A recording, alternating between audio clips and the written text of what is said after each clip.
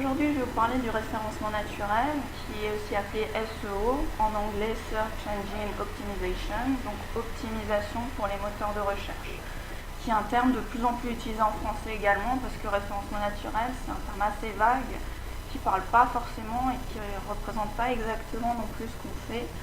Donc on utilise de plus en plus SEO pour parler du référencement naturel. Donc d'abord, je vais commencer par présenter un petit peu l'association qui vous offre cette formation. Donc c'est l'association StrasWeb qui propose trois choses, donc des formations comme ce soir. Elles sont toujours gratuites, donc n'hésitez pas à regarder sur le site les prochaines formations. S'il y a des choses qui vous intéressent, vous pouvez vous inscrire.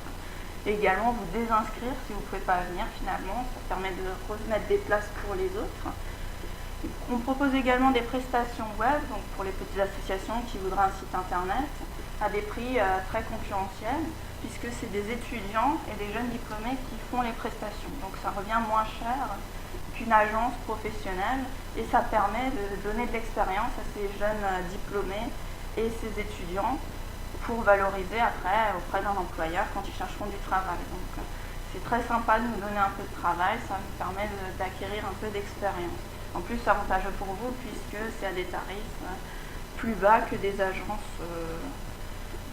web professionnelles. Et donc finalement, l'hébergement, si vous avez un site à héberger, en général, c'est dans la continuité du site internet qui a été créé. Si vous voulez l'héberger chez nous, il y a un service pour ça. Donc on va rentrer dans le vif du sujet. Donc nous allons parler du SEO ou référencement naturel. Donc premièrement, les objectifs du référencement.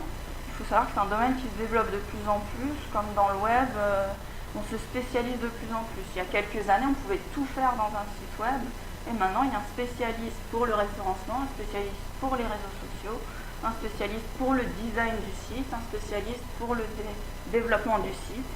Donc il y a de plus en plus de métiers qui se forment autour d'un site internet, et le référencement fait partie de ces nouveaux métiers, en quelque sorte.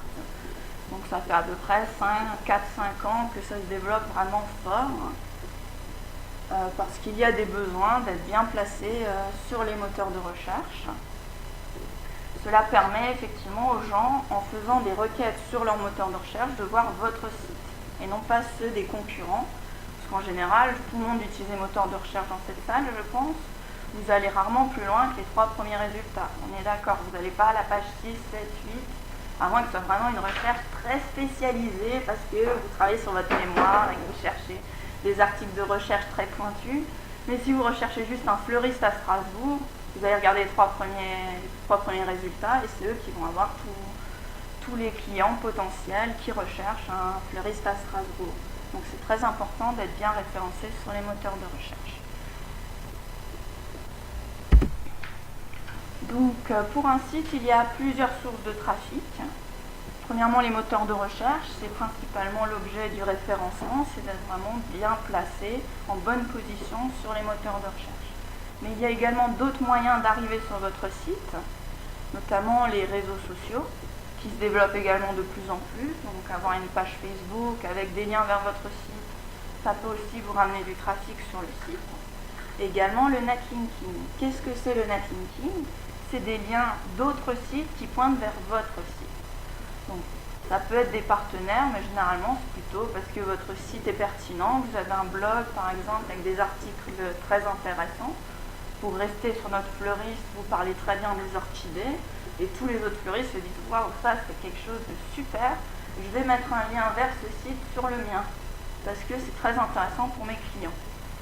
Et donc c'est ce type-là de lien qui crée un netlinking. Et donc il est très important d'avoir différentes sources de trafic. Nous on va parler de référencement naturel sur les moteurs de recherche, mais il faut savoir que les moteurs de recherche évoluent fréquemment. Et parfois votre site peut apparaître un jour et le lendemain il a disparu. Pour une raison qu'on va voir tout à l'heure. Et donc le fait d'avoir des trafics variés, ça fait que si le moteur de recherche décide que votre site n'est plus pertinent, vous avez quand même d'autres moyens d'attirer des gens sur votre site. Donc il faut essayer de varier et d'avoir aussi beaucoup de liens sur les réseaux sociaux et d'autres sites qui pointeraient vers le vôtre. Donc maintenant, on va parler des moteurs de recherche. Premièrement, ce qu'est un moteur de recherche. Donc un moteur de recherche, il répertorie tous les sites internet qui existent et après, il calcule la pertinence de votre site par rapport à ce que l'utilisateur recherche. Donc il y a plein de critères différents qui permettent au moteur de recherche de décider que c'est votre site le plus intéressant pour l'utilisateur, qu'on va voir tout à l'heure. Et donc ensuite, il transmet ces résultats, les résultats qu'il estime les plus pertinents à l'utilisateur, sur la page de résultats. Quand vous faites une recherche Google, vous avez la page de résultats avec les résultats que Google estime les plus pertinents pour vous. Et donc, c'est comme ça que fonctionne le moteur de recherche. Donc, quelques chiffres. Donc, vous pouvez voir que l'écrasante majorité des parts de marché en France, c'est Google. Donc, en tant que référenceur, en général, on parle Google, on parle très peu Bing et Yahoo. Donc, si je vous parle beaucoup de Google, c'est parce qu'il a le quasi-monopole en France sur les recherches. Et donc, on se sert beaucoup des outils de Google et des préconisations que Google donne. Il faut savoir aussi qu'en général, si Google vous référencie bien, il n'y aura pas de souci sur Bing et Yahoo non plus. Parce qu'ils ont quand même des choses en commun, et si c'est pertinent de son côté, il n'y a pas de raison qu'ils ne soient pas du tout présents sur les autres moteurs de recherche. Donc, généralement, on focalise nos travaux uniquement sur Google, en sachant que les autres... Par effet de logique, ils vont également vous référencer correctement, si vous faites bien les choses. Donc on va parler d'algorithme d'un moteur de recherche. C'est un terme qui peut paraître un peu barbare, c'est très technique. En gros, c'est une fonction qui permet au moteur de recherche de décider si les sites sont pertinents. Dans un algorithme, il y a de nombreux critères, de plus ou moins importants pour le moteur de recherche. Et évidemment, les algorithmes, ils restent secrets. Ils ne vont pas dire à tout le monde, alors le premier critère d'importance, c'est celui-là, ensuite celui-là. Ils savent très bien que s'ils le disent, les gens vont en abuser. C'est ce qui se passe tout le temps, c'est pour ça qu'ils évoluent constamment pour éviter les abus. Dès que quelqu'un voit, ah tiens, si je fais ça, c'est pas très propre, mais ça marche, il va s'en rendre compte et au fur et à mesure, il va de plus en plus, il va évoluer pour que ce genre de pratique ne fonctionne plus. Il veut vraiment des sites propres qui apparaissent sur ces moteurs de recherche. Et donc, quelques critères. Donc, le nombre d'occurrences des mots-clés sur vos pages. Donc, si l'utilisateur cherche encore Fleury Strasbourg, s'il y a de nombreuses fois dans votre site Fleury Strasbourg, votre site va sortir avant les autres. Après, il faut quand même un petit peu nuancer cela, parce que si vous mettez trop de fois, il faut quand même être raisonnable. Si vous avez une page avec marqué que Fleury Strasbourg, il va vous considérer comme du spam. Il va se dire, ah celui-là il n'a aucun contenu correct, même s'il a 20 000 fois le mot-clé, justement parce qu'il a 20 000 fois le mot-clé, je vais l'enlever parce que c'est pas pertinent pour les utilisateurs. Donc il faut que les mots-clés soient suffisamment présents, mais également qu'autour il y ait quand même du vrai contenu avec d'autres mots et une bonne orthographe, une bonne grammaire. Ça, on va y revenir un petit peu tout à l'heure. Il y a également le nombre et la qualité des liens entrants, ce que je vous disais tout à l'heure, le netlinking, donc c'est d'autres sites qui pointent vers le vôtre. Et en fonction de la qualité du site qui fera un lien vers le vôtre, ça va influencer positivement votre placement sur le moteur de recherche dans les résultats. Par contre, s'il n'y a que des sites de très mauvaise qualité, notamment les annuaires qui font plein de liens vers l'extérieur et qui les vendent 10 € le lien pour se faire plein d'argent, ceux-là, ils se sont déjà fait repérer comme des sites de très pauvre qualité et ça va impacter négativement votre positionnement si vous avez trop de liens de ce genre de site. Après, parfois, on ne peut pas éviter d'en avoir quelques-uns, mais c'est vraiment la quantité.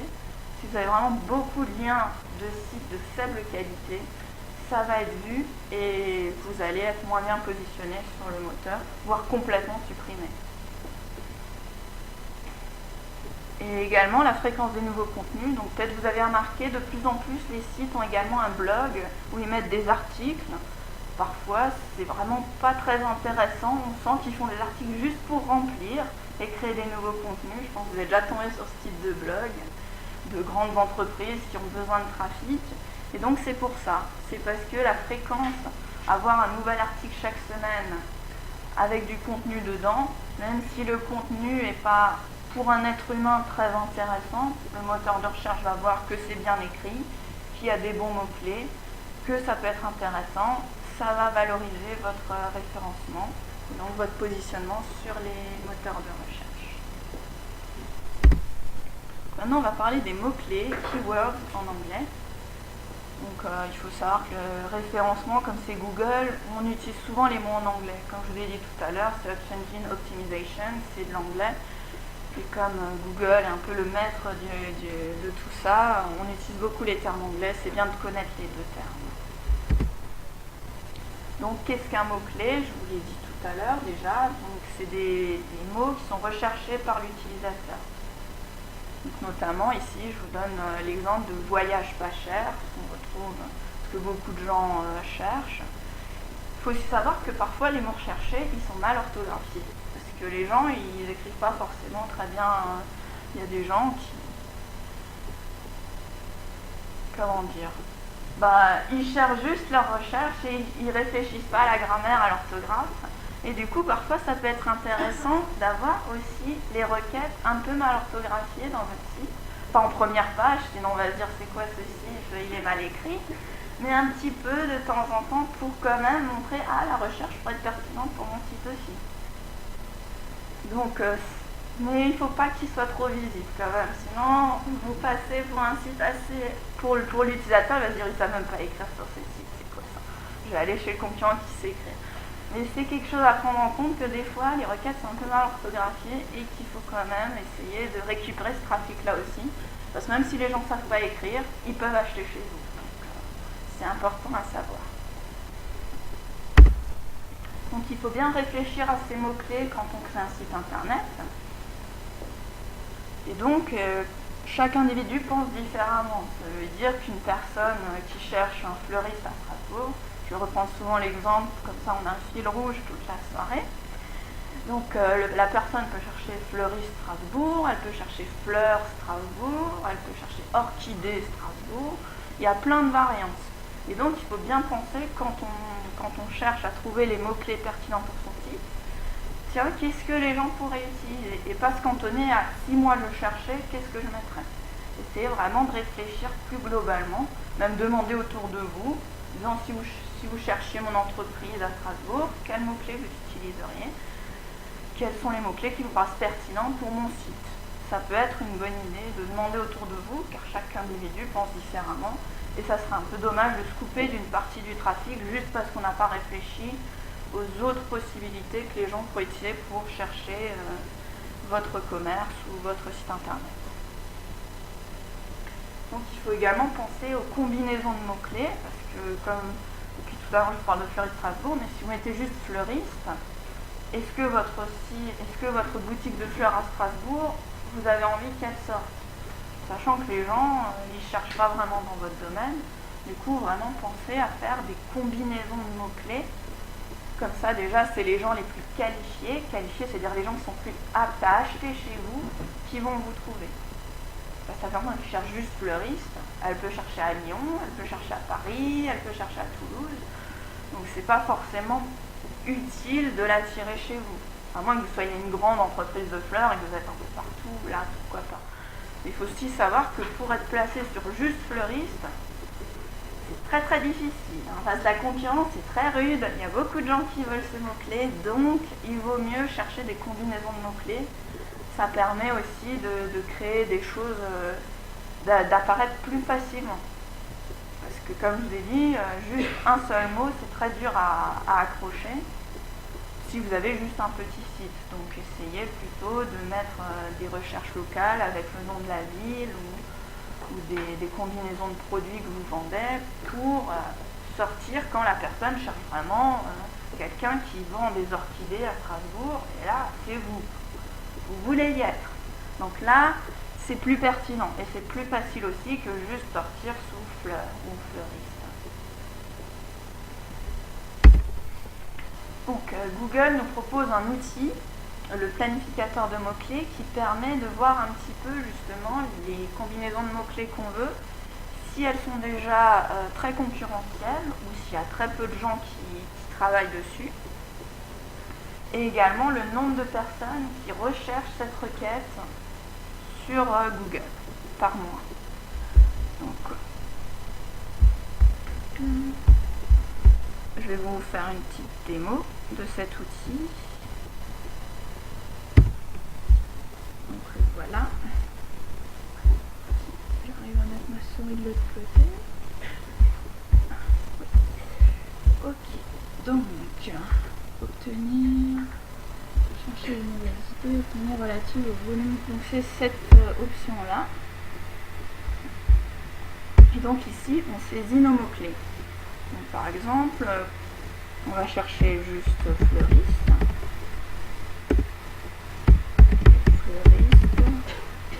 Bravo.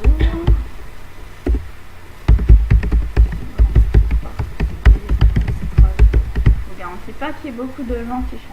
Hein. Et on va pouvoir regarder.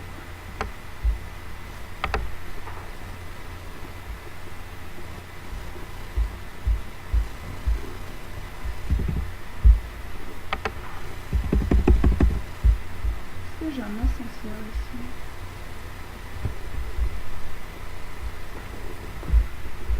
Petit souci de résolution.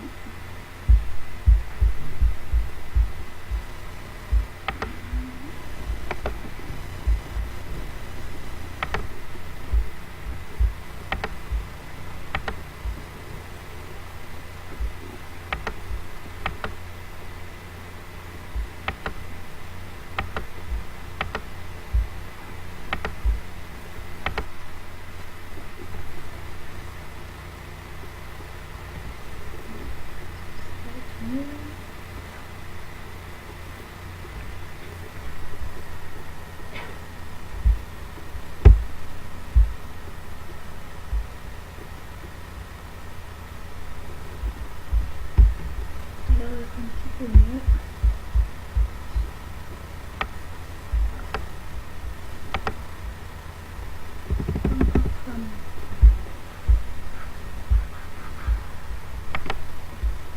Désolée, petit problème technique. C'est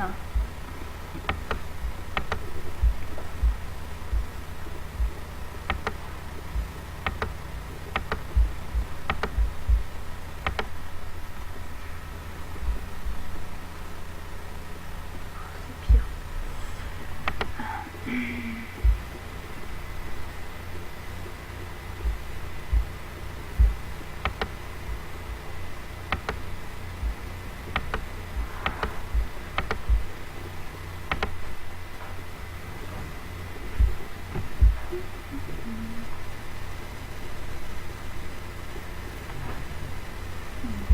Rester là-dessus.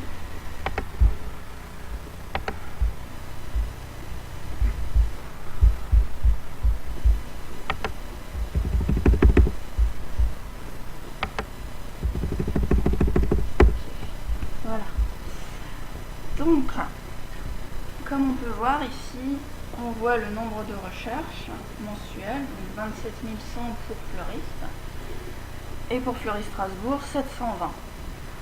Mais on peut se dire que justement sur fleuriste, il y a beaucoup plus de gens qui cherchent, parce que les gens ils cherchent un peu partout, et après en voyant la liste des résultats, ils disent mince, c'est pas du tout, il n'y a pas du tout de résultats pour moi. Je vais rajouter des mots-clés supplémentaires avec le nom de ma ville et d'autres mots-clés plus pertinents. Ça vous est déjà aussi arrivé de faire une recherche et en voyant les résultats, vous avez tout de suite dit ouais, j'étais un peu vague, je vais quand même préciser un petit peu ma recherche pour avoir des résultats qui me vont un petit peu mieux. Et donc dans ce cas-là, c'est pareil. Vous voyez que Vente Orchidée Strasbourg, il n'y a pas grand monde qui le cherche au point qu'il n'a aucune info sur cette recherche-là. Donc ici, vous voyez la concurrence. Donc elle est moyenne pour ces deux mots-clés. Par exemple, on fait une autre recherche. Peut-être que ça sera un peu plus concurrentiel. Voilà, là vous voyez que c'est élevé.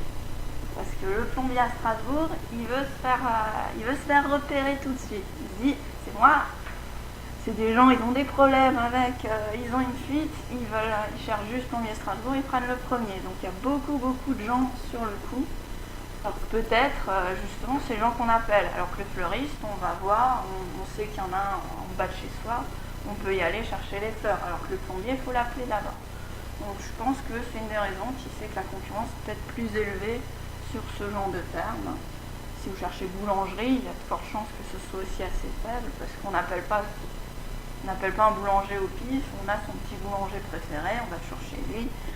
Et donc, la recherche sur Internet n'est pas forcément très intéressante.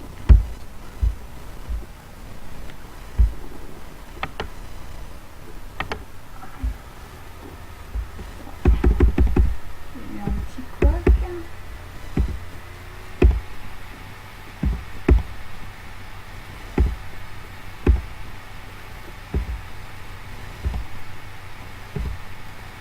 Voilà, donc là je vous ai montré le planificateur de mots-clés avec les petits outils qui permettent d'y accéder.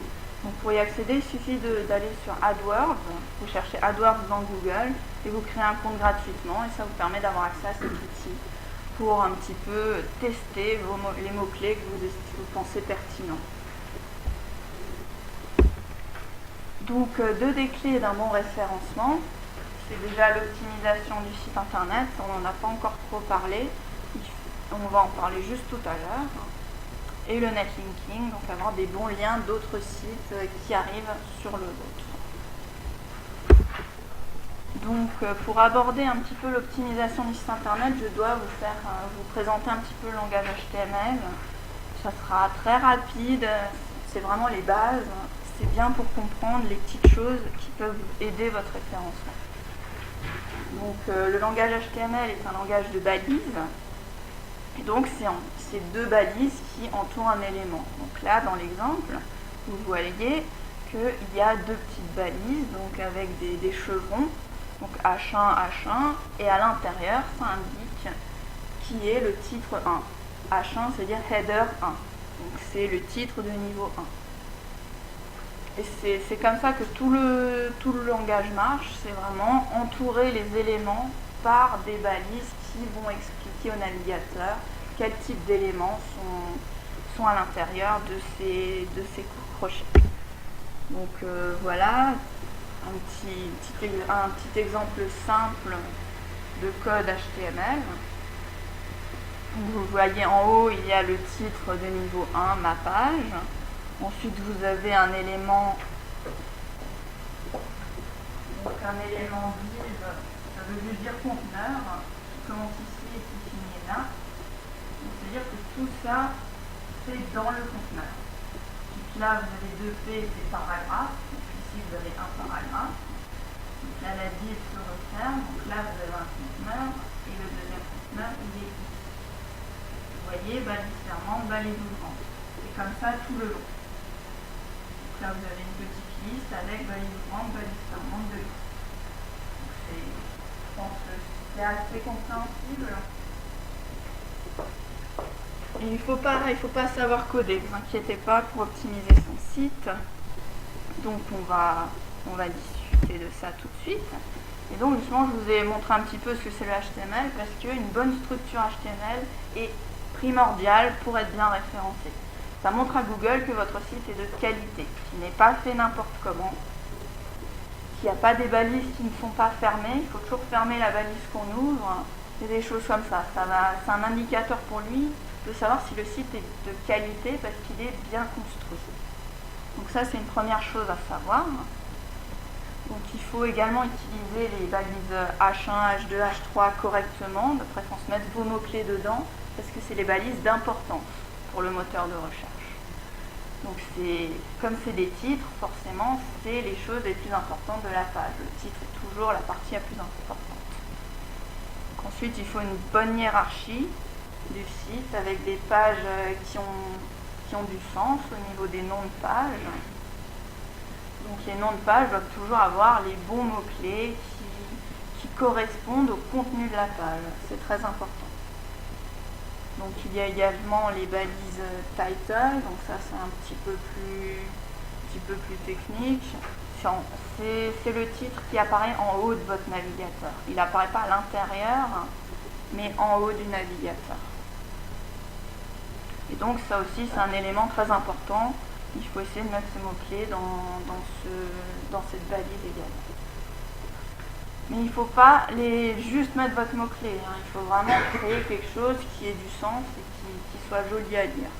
Sinon, vous serez considéré aussi comme spammer. Si vous mettez juste voyage pas cher, ça va pas marcher parce qu'on sent que c'est pas naturel, que vous avez triché.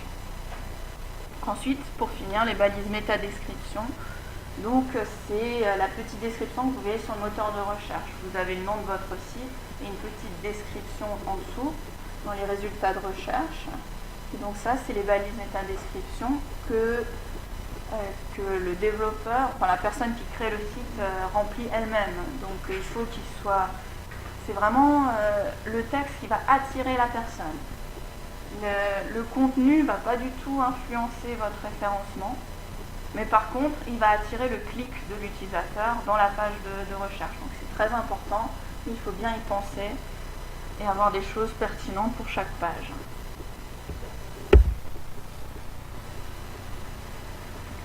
Donc, comme je vous l'ai dit, il faut optimiser les balises importantes. Donc, optimiser, c'est mettre du mot-clé, mais pas trop de mots-clés, et que ce soit quelque chose qui paraisse naturel.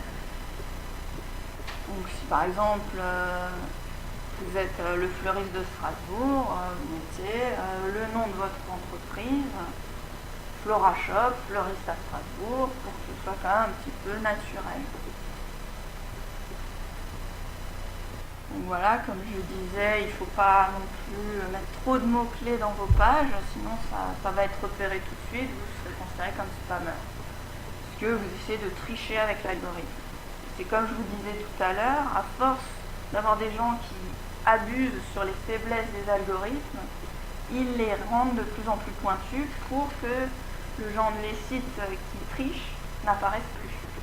Donc c'est ce qui s'était passé à une époque. À une époque, c'était possible de juste mettre vos mots-clés et vous apparaissiez. Il n'y avait pas de plus de recherche qu'au niveau du moteur de recherche, il vous prenait sans problème.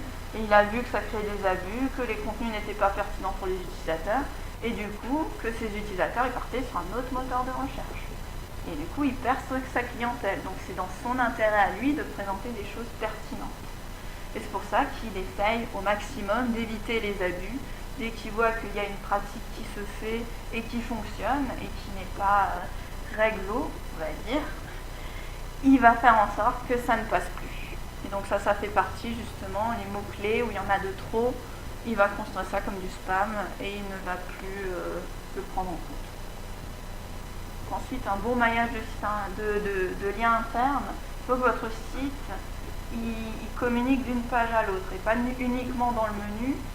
Si dans votre corps de texte, il y a quelque chose de pertinent sur une autre page, il faut ne pas hésiter à mettre un lien vers cette autre page. Ça permet aussi à l'utilisateur de naviguer naturellement et de ne pas avoir à refaire une recherche via le moteur de recherche. Il peut naviguer simplement dans votre site sans avoir... c'est plus naturel. Donc optimiser les angles de lien. Les angles de lien, c'est le texte qu'il y a sur les liens que vous cliquez.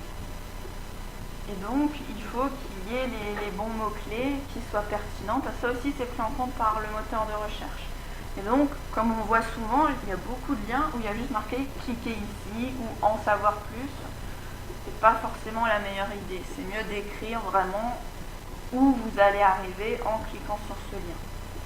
De préférence en mettant des mots-clés justement sur lesquels vous voulez apparaître sur les moteurs de recherche. Il faut également créer des liens externes parce que Internet c'est ça, c'est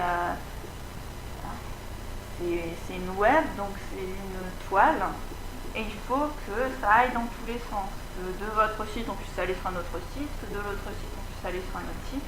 C'est comme ça que ça marche. Il faut savoir que les moteurs de recherche n'existaient pas dès le début. Au début c'était vraiment juste comme ça, d'un site à l'autre, on allait se promener. Bon, ça vous est déjà aussi arrivé de faire une recherche, d'aller d'un site à l'autre, après de vous dire mince, le premier site où j'étais il était bien, mais je ne sais plus comment y aller parce que j'ai vraiment fait une promenade, je suis allée d'un site, puis à l'autre, puis à l'autre, puis à l'autre, et j'ai plus aucune idée de comment revenir sur l'autre. Si vous avez un historique, tout va bien, mais si vous avez la bonne idée de vous mettre en navigation privée, vous C'est possible aussi, mais c'est très laborieux si ça fait très longtemps que vous vous dites. Donc c'est vraiment ça Internet normalement, c'est d'aller d'un site à l'autre avec des liens externes. Et ça c'est aussi pris en compte par les moteurs de recherche. Si vous êtes un site qui est uniquement centré sur lui-même, vous allez dire bon il est pas vraiment réglo, il n'envoie pas sur d'autres sites, c'est pas forcément le plus pertinent non plus. Donc maintenant on va parler un petit peu du netlinking, donc de la création de liens entrants vers votre site. Donc en français c'est des liens retour, backlink, donc c'est des liens qui pointent vers votre site. Donc l'idéal c'est de favoriser, d'essayer d'avoir des liens profonds. Qu'est-ce qu'un lien profond? Il y a le lien qui mène vers votre page d'accueil et les liens qui mènent vers vos pages qui ne sont pas la page d'accueil. Et c'est ceux-là les liens profonds. C'est ceux qui vont plus à l'intérieur de votre site et qui ne vont pas juste sur la page d'accueil. Ce qui est mieux d'ailleurs, puisque les gens qui cherchent des informations, en général ils arrivent sur votre page d'accueil, ils disent ah mince, il n'y a pas l'info que je cherchais, ils s'en vont. Alors que s'ils arrivent directement sur la page qui était intéressante pour eux et avec le lien qu'ils ont trouvé sur notre site, c'est toujours mieux. Donc le PageRank, c'est ce que j'ai expliqué tout à l'heure, en fonction de la qualité du site, les moteurs de recherche vont décider si votre site il est plutôt bien, il est plutôt pas bien. Et donc il y a des PageRank qui vont de 1 à 10, en sachant que 10 c'est Google, personne d'autre. Donc 10 c'est le mieux, et 1 c'est le moins bien. Donc si vous faites des liens vers votre site, essayez de vous renseigner un petit peu la qualité du site, pour ne pas les mettre n'importe où et justement avoir des problèmes ensuite de référencement parce que vous n'avez que des sites de pauvre qualité, voire des sites de spam qui ramènent vers votre site à vous.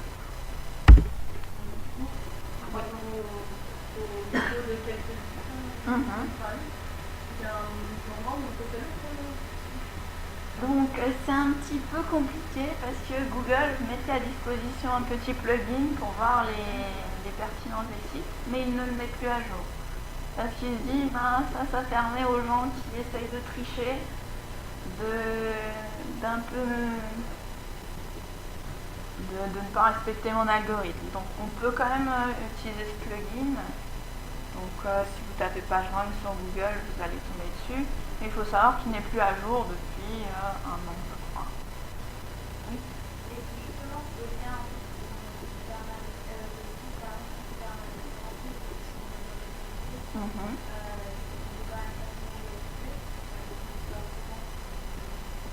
D'accord. Oui, il y a un outil, Google, il a un outil, Webmaster Tools, qui permet de référencer tous les liens qui arrivent sur votre site. Donc après, il faut soit vous contacter la personne du site en disant merci de désactiver vos liens, parce que moi ça ne m'intéresse pas. Mais souvent, vous n'aurez pas de réponse parce qu'ils disent pourquoi j'irai m'embêter. Et du coup, dans l'outil Webmaster Tools, vous pouvez dire ce lien-là, je ne veux pas, oublie-le, et du coup, Google ne le prendra plus en compte. Après, ça, en fonction des experts, ils disent c'est pas sûr qu'ils le font vraiment, mais on peut le déclarer, on peut dire il y a des liens qui ne me plaisent pas, c'est pas moi qui les ai faits, je sais pas pourquoi ils viennent chez moi. Ce qu'il faut savoir aussi, parfois, il y a des gens, ils sont pas très, justement, transition, ils sont un peu black hat. Ça veut dire ils aiment tricher, ils font des choses pas très bien, pas très correctes, pas très éthiques. Donc on peut par exemple penser à des concurrents qui ont envie que votre site soit mal référencé et vont mettre plein de liens sur ce genre de sites qui sont très mauvais. Ça se fait malheureusement, il y a des gens qui font ça, donc ils sont considérés justement comme des black hats parce qu'ils trichent, ils ne font pas les choses dans les règles.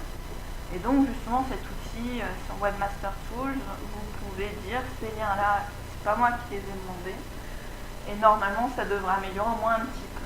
Après, comme je vous l'ai dit, en fonction des experts, on ne sait pas trop ce que fait vraiment Google derrière. Mais on lui a dit, c'est pas nous, merci de les enlever, ça devrait quand même aider dans ce genre de cas. Et donc les white hats, c'est les gens qui respectent bien les règles. Il faut savoir qu'il y a des des webmasters Google qui ont des vidéos YouTube régulières où ils expliquent ce qu'il faut faire, ce qu'il ne faut pas faire. Les gens leur posent des questions et ils répondent. Et donc ça, c'est vraiment les bonnes pratiques. Ils disent ce qu'il faut faire pour être dans les règles. Après, il faut savoir que dans la réalité, la plupart des référenceurs sont un peu grey hat, donc chapeau gris. Parce que à faire que du white hat, forcément, les concurrents qui trichent un petit peu dès qu'ils ont l'occasion, ils vont passer devant vous. Donc c'est un petit peu, tout le monde essaye quand même de trouver des petites astuces, peut-être pas très réglo, mais des choses qui permettent de pousser leur site en avant. C'est quand même leur chiffre d'affaires qui joue là, notamment pour les sites e-commerce. Par exemple, on a Amazon face à Price Minister.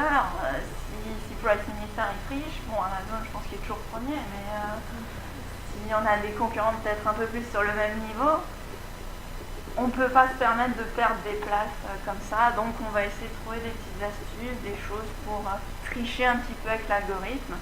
Et justement, c'est à force de ça que l'algorithme devient de plus en plus pointu et qu'il essaye d'éviter les petites tricheries. Et donc Google nous présente deux animaux très très sympathiques qui, ils ont l'air très sympas comme ça, mais c'est vraiment pour éviter les abus. Donc d'un côté on a le Google Panda qui est sur son petit bambou et qui sourit, il est très gentil et il pénalise de contenu de pauvre qualité. Donc c'est des sites qui ont très peu de texte et le texte est bourré de fautes d'orthographe ou le texte n'apporte rien.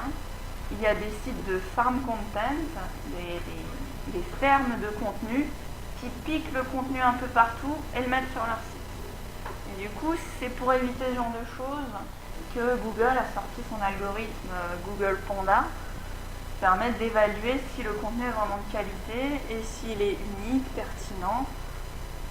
Et du coup, ça permet aux utilisateurs, vous et moi, d'avoir des contenus plus pertinents et de ne pas toujours tomber sur le site qui récupère les articles de partout, qui le met chez lui, qui fait que du contenu à clic, avec, vous voyez, Eva Longoria toute nue, ou des choses comme ça. Maintenant, on ne les voit plus, mais il n'y a pas si longtemps, on les voyait encore beaucoup sur le moteur de recherche. Et là, justement, grâce à cet algorithme, il a réussi à les enlever et de faire en sorte qu'ils ne sortent plus aussi facilement sur le moteur de recherche. Ensuite, on a le pingouin. Donc, lui, il s'occupe de veiller au problème de liens de mauvaise qualité et aussi de liens suroptimisés. Donc ça se faisait beaucoup, où le lien, c'était juste les mots-clés qui nous arrangeaient bien. Fleury-Strasbourg. Et le lien mène chez vous. Donc ça marchait, ça ne marche plus, parce que le pingouin veille, et il voit, tiens, ça, c'est pas un bon lien. C'est un lien suroptimisé, on va le pénaliser. Donc il faut essayer vraiment d'avoir des liens naturels, qui ne soient pas juste une combinaison de mots-clés. Donc avec les adjectifs, avec les déterminants. Le fleuriste de Strasbourg, c'est déjà un peu plus naturel que fleuriste Strasbourg, qui est concentration de mots-clés. Donc voilà à quoi sert le pingouin. Donc comment créer du contenu de qualité? Il faut des pages de 200 mots minimum. Quand vous les rédigez dans Word, vous voyez que ça va très vite, 200 mots. Donc pas hésiter même à en faire 300. C'est recommandé d'en faire au moins 300. Et du coup, pas de contenu dupliqué. Évitez d'avoir exactement le même contenu sur votre page d'accueil, sur une page à l'intérieur, sur votre Facebook, avoir à chaque fois le même contenu. Ça va être repéré. Et ils vont dire, tiens, c'est plusieurs fois le même contenu, du coup, est-ce que c'est du bon contenu? Il risque de pénaliser votre site. Oui. Et quand quelqu'un d'autre nous pique notre texte, il est pénalisé. Alors, quand quelqu'un d'autre pique le texte, depuis tout à l'heure, j'ai oublié de répéter les questions. Donc, quand quelqu'un d'autre pique le texte, il regarde qui était le plus ancien. Et du coup, si votre contenu était plus ancien que la personne qui vous a piqué, ce qui est logique puisqu'ils l'ont piqué, normalement, il n'y a pas de souci pour vous. C'est lui qui sera pénalisé. Après, parfois, il y a des petits soucis quand il vous le pique le lendemain ou des choses comme ça. Mais normalement, c'est le plus ancien qui gagne. Oui. Par rapport au contenu dupliqué, par exemple, moi je dois gérer un site où vous avez, parce que c'est un site e-commerce, vous avez plein de produits qui sont toujours les mêmes, vous avez juste des dimensions qui changent, on va dire. D'accord. Donc d'une page à l'autre, vous avez la même description, avec juste les dimensions qui changent. Donc est-ce que c'est considéré comme une produit? Oui, bah là, dans ce cas-là, et on fait comment? Quand vous avez 4 fois le même produit, vous pouvez pas dire 4 fois... Généralement, quand il y a du contenu dupliqué, justement, il en prend qu'un. Il référencie pas les 3 autres. Et il prend le plus ancien. Donc, si ça reste dans votre site à vous, il y aura juste les 3 autres articles d'autres dimensions qui ne seront pas référencés. Et du coup, ça peut être pertinent de mettre peut-être des liens sur chaque page vers les autres dimensions pour qu'ils soient quand même visibles. Mais comme il y a déjà des liens entre les produits complémentaires, ça va commencer à faire et il ne faut pas mettre trop de liens. Ah là, il faudrait voir vraiment le site, à quoi il ressemble et comment faire. Après, si c'est juste un produit, le client arrivera sur le produit, il pourra voir sur le site même qu'il y a d'autres dimensions. C'est plus gênant quand c'est d'autres gens qui prennent votre contenu. Oui. Sur le contenu dupliqué, j'avais une fois voulu publier un texte sur un forum, on m'a dit alors ça existe déjà sur un autre site et j'ai des données donc je ne savais même pas. Donc quel est l'outil pour voir si c'est déjà, déjà publié? On fait la recherche dans Google avec des guillemets de part et d'autre et s'il trouve quelque chose, c'est que votre contenu existe tel quel ailleurs. Oui. Est-ce que le contenu dupliqué, c'est un truc de partage en fonction des gens de la situation et de partage par exemple entre les différents réseaux? Non, sur les réseaux sociaux, ça pose pas de problème de partager. Non, sur les réseaux sociaux, ils ne regardent pas trop les réseaux sociaux. Google a son propre réseau social et du coup, Facebook, Twitter, il n'aime pas trop parce que c'est pas lui.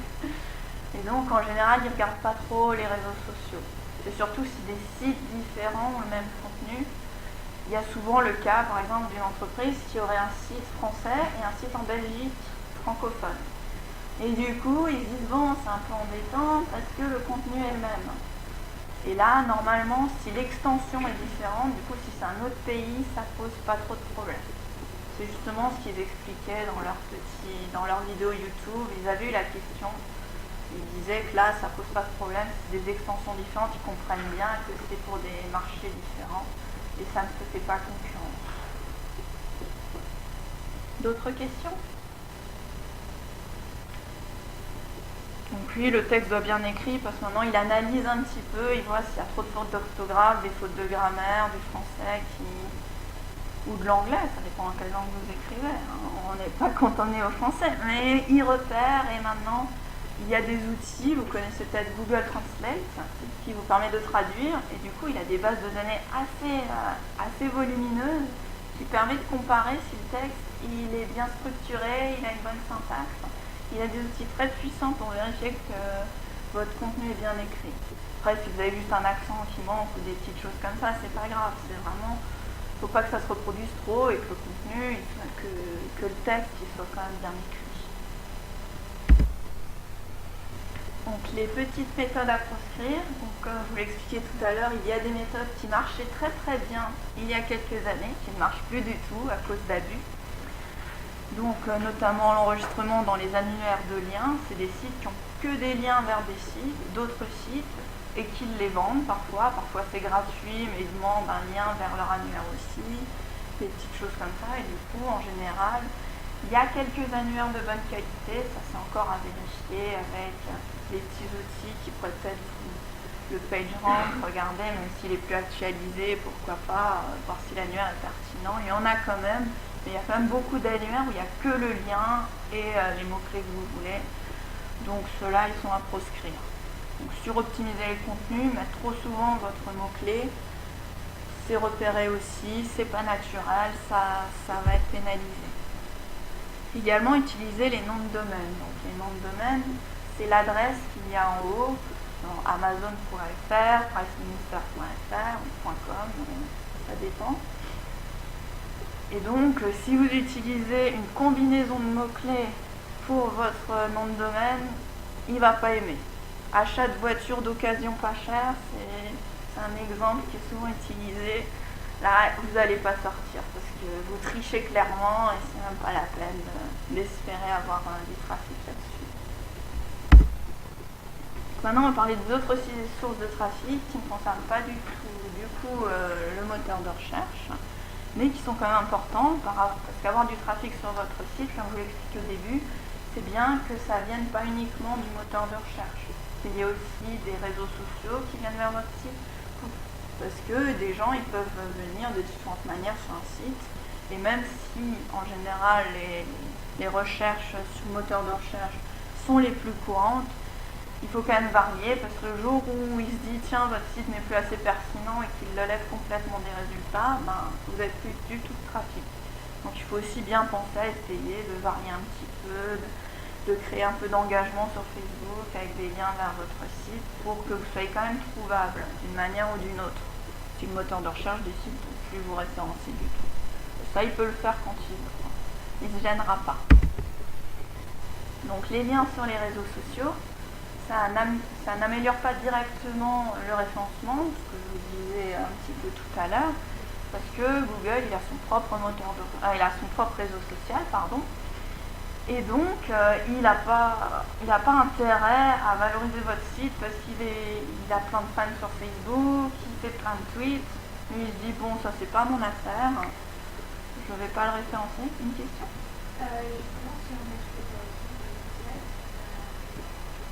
Officiellement non, mais on pense que quand même. Voilà, la page Google+, avoir des +1 sur sa page, je pense que ça aide quand même. Mais officiellement, c'est aucun réseau social n'est privilégié, on n'y croit pas trop.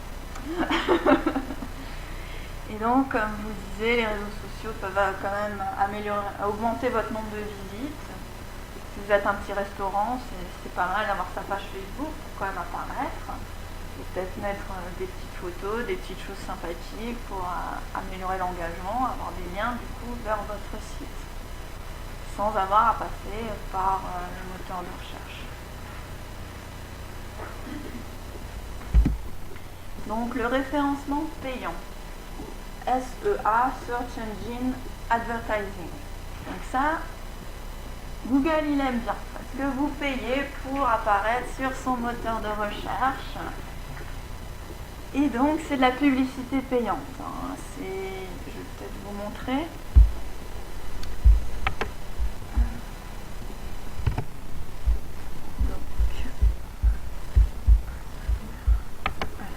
Donc là j'avais fait une petite recherche et là vous pouvez voir ce qui est de la publicité. Tout ce qui a une petite annonce devant, c'est des publicités, des gens qui ont payé pour être là, sur le côté également. Et donc le premier résultat naturel d'une personne qui s'est efforcée à apparaître en première page, il est que là. Et les premiers, c'est que de la publicité, et si vous cliquez dessus, le site internet, l'entreprise, elle doit payer Google parce qu'il y a eu un clic. Ouais, les clics peuvent coûter très très cher, surtout sur des requêtes. Comme on a vu tout à l'heure, les requêtes, il y a beaucoup de concurrence, c'est les plus chers. S'il n'y a personne, ça va, c'est pas très cher.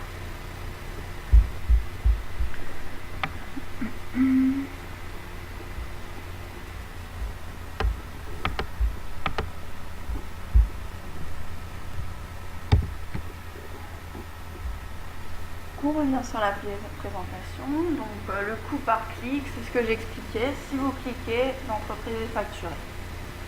Donc chaque clic fait sur votre annonce vous sera facturé. Après, vous pouvez évidemment limiter. Dire pour aujourd'hui, j'ai un budget de 50 €, ce qui est quand même énorme déjà, mais ça peut partir très vite si vous avez des requêtes très demandées par vos concurrents. Et donc, justement, les grandes entreprises ne peuvent plus s'en passer, c'est impossible. Il faut qu'elles apparaissent sur la page, ils ont beaucoup de concurrents, ils paient. Et c'est intéressant pour eux, ils voient que leur retour sur investissement, en général, il est plutôt bon. Plus leur produit coûte cher, et plus c'est intéressant pour eux de faire ce genre de choses, parce qu'ils se disent, un clic qui me coûte 15 €, il peut me permettre de vendre un produit à 5 000. Bon, ça, c'est les grandes entreprises qui vendent des choses assez... des chaudières, des choses comme ça. Bon, je travaille dans la chaudière, donc c'est pour ça que j'ai cet exemple en tête. Et donc, c'est intéressant pour eux. Après, si vous êtes un vendeur de livres, la personne clique, elle achète un magazine à 50 centimes, c'est pas forcément très rentable pour vous. Hein. Donc, à réfléchir en fonction de vos produits et de la concurrence qui est en face. Donc justement, si vous n'êtes pas une grande entreprise, vous êtes un petit commerce ou vous êtes un local, un freelance, peu importe, vous pouvez aussi créer une petite page Google+, qui vous permettra d'apparaître sur le moteur. Donc je vais vous montrer ça tout à l'heure. Donc c'est très simple à mettre en place. Il faut mettre votre adresse. Et donc si les personnes cherchent une recherche locale avec une adresse ou un nom de ville, vous pourrez peut-être apparaître en fonction des autres personnes qui auront fait la démarche de créer une page. Il est payant? Non, c'est gratuit. Je vais vous montrer ça. Donc là, on est sur nos plombiers. Et ils sont là. Donc ça, c'est toutes les petites recherches. C'est ceux qui ont fait une page. Vous voyez, ils ont mis des photos, ils ont fait ça un petit peu. Ça dépend, certains non. Et donc ça leur permet d'apparaître, même s'ils n'apparaissent pas dans les résultats ici. Parce qu'ici, c'est en général, si vous êtes un plombier, c'est surtout les conglomérats, en quelque sorte, les annuaires de plombiers qui vont sortir en premier. Page jaune. Je ne sais pas. Non, ça c'est quand même un particulier. Mais après, si vous cherchez Paris, vous pouvez être sûr qu'il n'y aura que des annuaires qui vont sortir en premier. Et du coup, c'est quand même une bonne opportunité pour sortir, puisque vous sortez quand même ici. C'est pas si mal que ça. C'est aussi bien qu'être troisième. C'est plutôt sympa. Plus vous apparaissez ici sur la petite carte. Donc ça, c'est toutes les recherches locales. Donc tiens, moi j'habite pas loin de Pierre. On me dit qu'il y a Sanitaire 67 là-bas. Ah tiens, intéressant. Et là, il y a la petite page avec le site internet. Donc c'est quand même une façon d'être trouvé qui coûte rien, un peu de temps, hein, parce qu'il faut toujours un peu de temps. Mais ça peut être intéressant pour quand même apparaître, même si vous n'avez pas les moyens de faire un gros site qui a beaucoup de contenu avec beaucoup de mots-clés.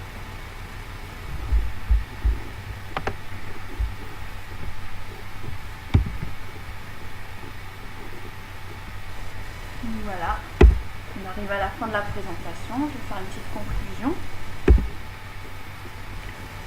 Donc pour conclure, un bon référencement, ça passe par quoi? Donc il faut un contenu unique, donc non dupliqué, et de qualité, sans faute d'orthographe, bien construit, des bonnes syntaxes qui tiennent la route, également une bonne structure, hein, ce qu'on apprend à l'école, premièrement, deuxièmement, des choses un petit peu structurées. Il faut aussi bien penser des titres, des paragraphes. Ce que vous avez déjà remarqué aussi que sur Internet, on ne lit pas comme dans un livre. On aime bien avoir un titre, un petit paragraphe, un autre titre, un petit paragraphe. Dans le livre, on lit d'une traite, il n'y a jamais de titre. Mais ça, sur Internet, si votre page elle fait 3 mètres de long, personne ne va aller au bout, c'est sûr. Donc il faut aussi penser à ça, essayer d'aérer un petit peu votre texte pour donner envie aux gens, rajouter des images. Ça n'influe pas sur le référencement, mais c'est plus agréable pour les gens qui vous lisent et vous avez plus de chance alors d'avoir des gens qui reviennent et qui restent sur votre site aussi. J'arrive sur un site, je vois un gros pavé comme ça, je me dis oh, pas ce soir. Je vais chercher autre chose. Donc les balises HTML, ce que je vous expliquais tout à l'heure, utilisées intelligemment. Donc les balises de titre H1, H2, H3, la balise title. Je vais peut-être quand même vous montrer à quoi elle sert.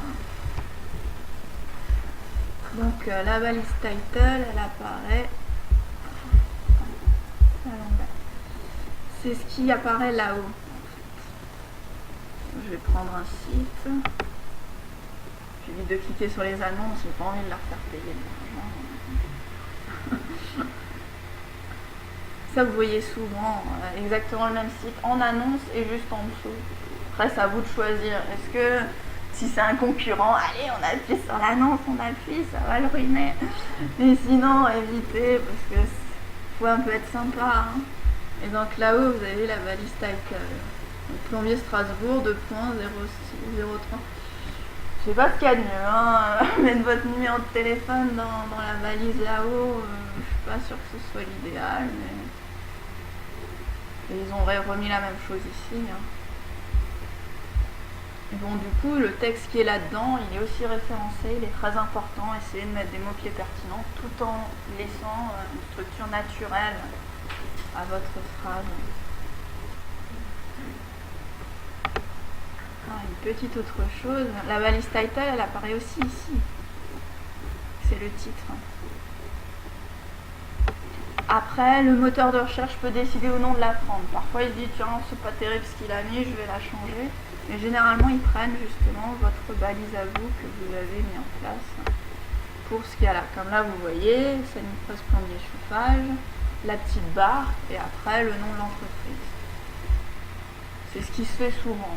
D'abord les mots-clés, ensuite le nom de l'entreprise derrière pour bien apparaître si la personne ou si l'utilisateur charrie votre entreprise. Donc ça c'est plutôt pas mal. Oui. La balise métadescription.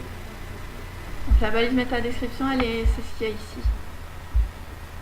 Et en fonction de votre recherche, le texte sera plus ou moins long. Qu'est-ce que je peux chercher d'autre en plus?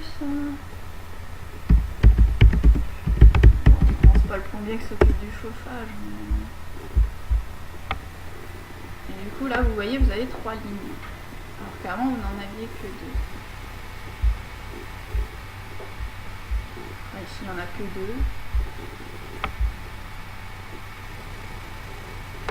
Donc celui-là, on voit que tout apparaît. Il y a le point à la fin, c'est fini. Et celui-là, il y a 3 petits points. Donc il faut bien les optimiser pour que les gens y voient. Enfin, quand vous faites une recherche, vous aussi, hein, vous regardez avant le titre, est-ce que ça correspond? Ensuite, vous regardez la description, est-ce que ça correspond? Si ça ne correspond pas, je vais voir le lien en dessous. Donc c'est important que ce soit pertinent pour la personne qui vient chercher et de les créer, de les rédiger bien, que ça donne envie de cliquer. C'est pas mal aussi de créer un contenu un peu engageant qui donne aux gens envie de cliquer, pas juste une description bête et méchante.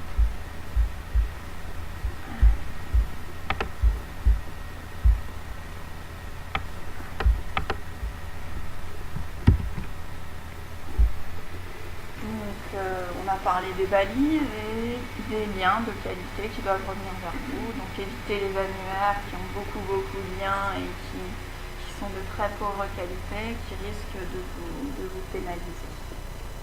Donc j'ai fini ma présentation. Donc si vous avez des questions, n'hésitez pas. Oui. Est-ce que c'est intéressant de pouvoir avoir un plugin quand je fais du coup il y a des technos est-ce que ça sert à quelque chose Oui, tout à fait.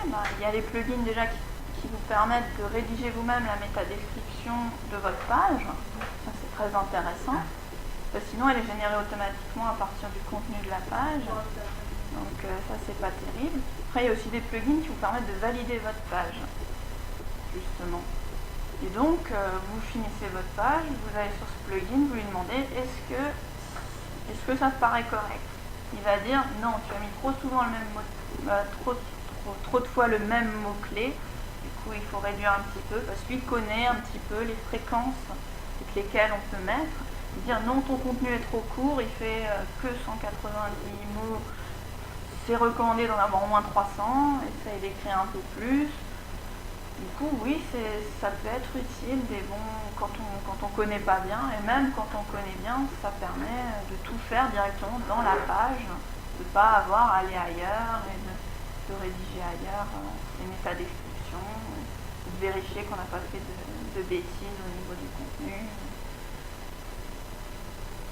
Pour l'équipe payante, c'est aussi pour le budget, etc. Et vos annonces n'apparaissent plus, tout simplement, pour la journée. Vous définissez en général, vous définissez un budget journalier Et dès qu'il est passé, Google ne vous montre plus sur les annonces. Et c'est les autres qui vont apparaître sur les annonces. Sur le référencement payant, je me rappelle qu'il y a quelques années, il y a une technique pour inciter à cliquer sur les annonces des autres, pour leur faire perdre de l'argent. Ah, Et des clics sur la campagne, justement, pour dire que c'est qu'il y a comme de bonnes choses pour. Pour éviter ce genre de choses, je suis pas sûre qu'il fasse grand chose parce que ça l'arrange bien. Ouais, Oui, ça fait des clients qui sont pas satisfaits quand même. Oui, bah ça aussi, donc. Oui, Allez prouver que c'est votre concurrent qui a cliqué sur votre lien aussi. Après, il y a probablement quand même une vérification d'adresse IP. S'il voit qu'il y a 20 fois la même adresse IP qu'a cliqué, il se dit bon, je facture qu'une fois. Mais bon, il n'est pas à faire ça non plus. Par contre, je sais que moi, j'ai prédéfini bien des critères, c'est que des clics en France, etc. Et j'ai quand même des clics de Suisse et de Belgique. Alors, que fait Google? Parce que du coup, j'ai Google Analytics, donc je peux voir des clics, etc. Et des fois, je vois Suisse, Belgique, France. Bah, peut-être. Bon, après, quand il les voit, quand il les dit, D'accord. mais je ne comprends pas du tout, enfin, je pense que c'est leur algorithme. Bah, c'est peut-être aussi que j'utilise google.fr, simplement. Et du coup, votre site apparaît dessus. Ouais. Ça Duquel on est censé cliquer ou c'est l'extension Enfin, de... je dirais que vous apparaissez sur google.fr. Après, Il n'y a pas de moyen substantiel de dire le communicateur en fait. Oui, donc je pense que aussi de Google France vous avez en sorte. Il arrive à vous localiser la personne en Suisse après avec le point sur la carte et puis il vous la met en Suisse, hein, mais il vous la fait cliquer. Analytics a accès à plus d'informations que l'horloge. Oui. Est-ce qu'il y a un référencement parmi les pages Google? Un référencement, Vous avez c'est-à-dire. montré quand j'ai fait Google sur la liste, qu'est-ce que vous avez fait Normalement, c'est la mieux construite, celle qui a des images, celle qui a du contenu. Et celle...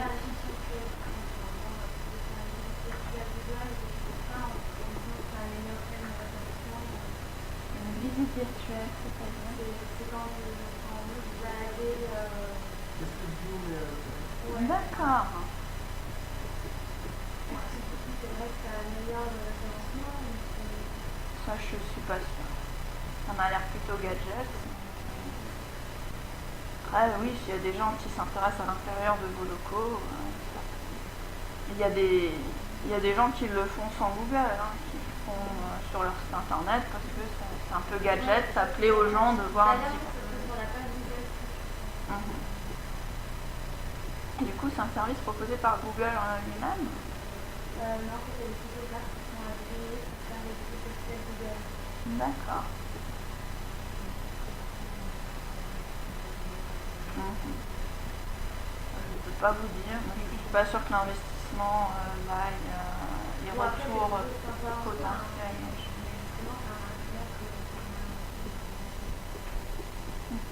Moi, je vais me renseigner là-dessus, ça m'intéresse aussi, mais j'avais jamais entendu parler de ça. Oui.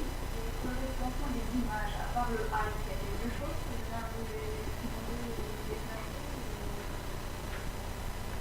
Pour les images, je pense que c'est aussi si le site est aussi bien référencé, qu'il a un bon page rank, qu'elles vont apparaître plus facilement. Mais oui, effectivement, la balise. vous avez juste mini et encore CMSO. On a changé CMSO. Plus comme avant. Et du coup, les images qui étaient le numéro 1 de la page 1, maintenant vous ne les trouvez plus. Donc je ne sais pas si c'est juste le CMS qui fait que ça change. Mais voilà, vous avez juste le A, vous avez moyen de mettre des descriptions, comment on fait pour référencer les images quand vous avez le Google Images, vous avez des moyens de classe. Comment il est défini Ça, je ne peux pas vous dire. c'est le référencement, mais Côté image. problématique. Je pense que Je ne pense que pénalisation, si le on va dire. si le site il sort bien, l'image sortira également si la balise alt et aussi une balise title, une propriété title, c'est pas des balises, qui peut aussi rajouter peut-être à tester.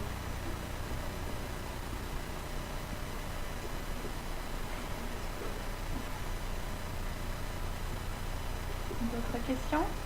Ou je vous laisse rentrer tranquillement chez vous par ce grand froid.